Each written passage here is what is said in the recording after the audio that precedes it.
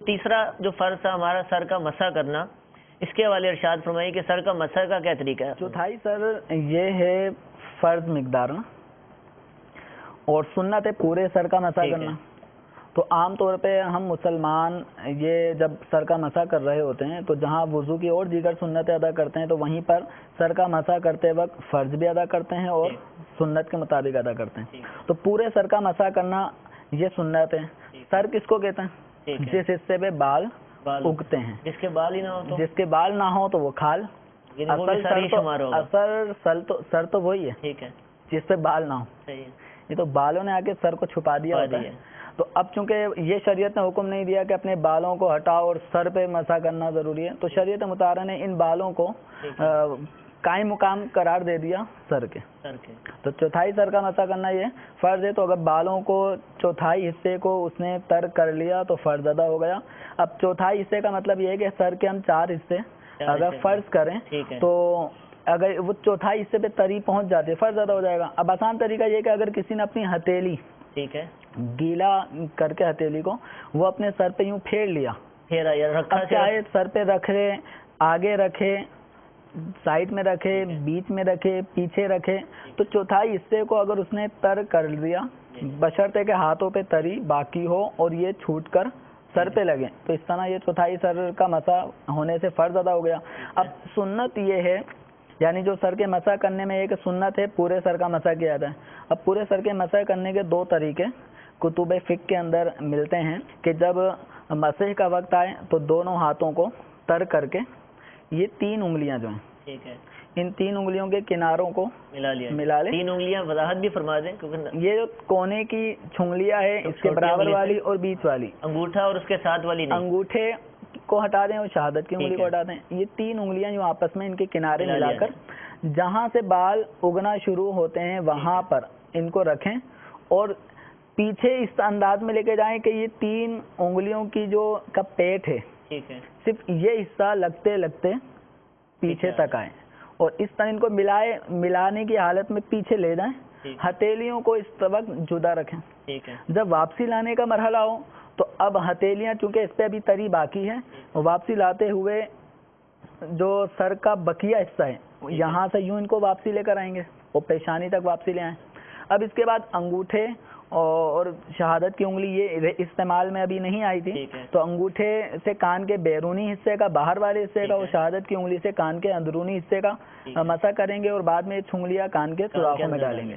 اور یہ جو پشت ہے ابھی اس پہ بھی تری باقی ہے تو اس کو گردن کے اوپر پھیر لیں گے کہ گردن کا مسح کرنا بھی سنت. گلے پر بھی پورے پہ یہ جو گلا ہے نا بعض لوگ یہ کر رہے ہوتے ہیں تو یہ گردن کا یہ والا حصہ جو گلا کہلاتا ہے جی یہ گدی ہے، تو مسح گدی پہ کرنا سنت ہے.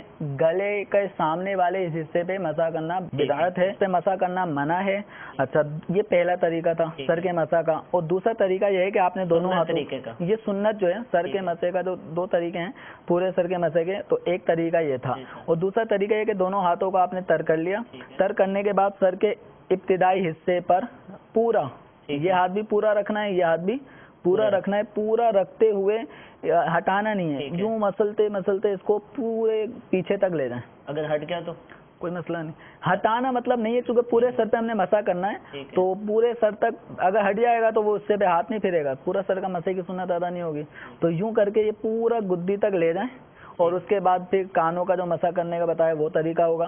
تو دونوں میں سے کوئی سا بھی طریقہ اس میں اپنایا جا سکتا ہے. اسلامی بہنیں، اسلامی بھائیوں، ان دونوں کے طریقے کوئی الگ نہیں ہیں. دونوں میں سے کوئی سا بھی طریقہ اسلامی بھائی، اسلامی بہن وہ اپنا سکتے ہیں. اسلامی بہنوں کے جو بال لمبے ہوتے ہیں تو وہ پورے بالوں پر ہاتھ پھیریں گے اگر سنت پوری کرنے کیا ہوتا ہے؟ یہ میں ابھی بتانا ہی چاہ رہا تھا کہ جو ہم بالوں پہ مسح کریں گے، بالوں پہ مسح سے مراد یہ ہے کہ اتنے حصے پر مسح کرنا کفایت کرے گا جتنے حصے پہ بال اگتے ہیں.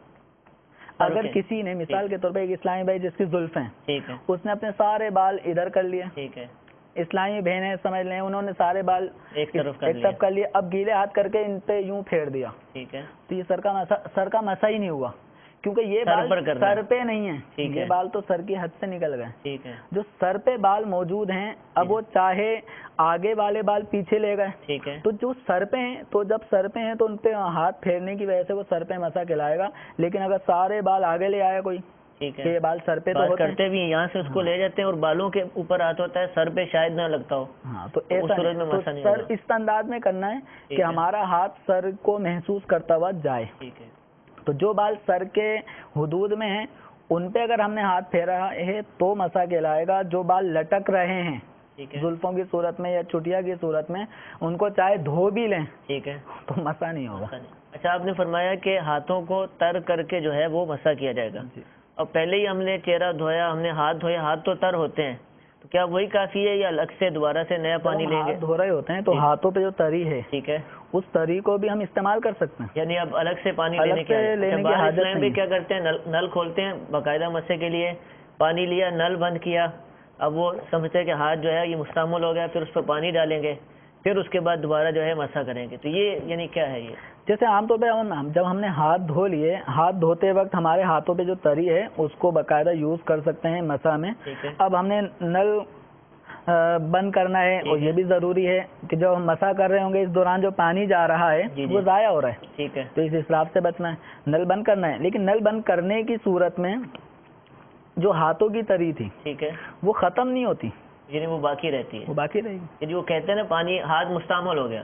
ہاتھ مستعمل اس وقت، مطلب یہ تری اس وقت ناکارہ ہوگی جب ہمارے ہاتھ سے وہ خشک تری ختم ہو کے ہاتھ کی انگلیاں خشک ہو جائیں. تو جو نل بند کرنے کی صورت میں وہ تری ہمارے ہاتھ سے ختم نہیں ہوتی. ٹھیک ہے، اگر بالفعل ختم ہو بھی جائے تو بعد والی تری دوبارہ ٹھیک ہے، اس انگلی کے حصے کو تر کر دے گی.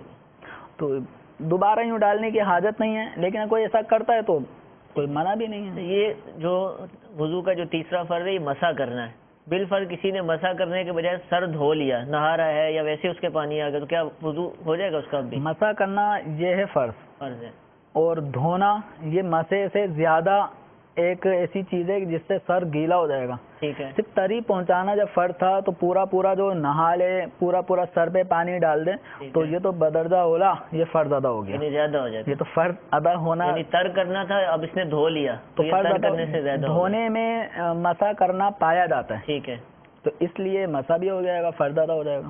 صلو علی الحبیب صلی اللہ تعالی علی محمد. مجھے اپنی اور ساری دنیا کے لوگوں کی اصلاح کی کوشش کرنی ہے.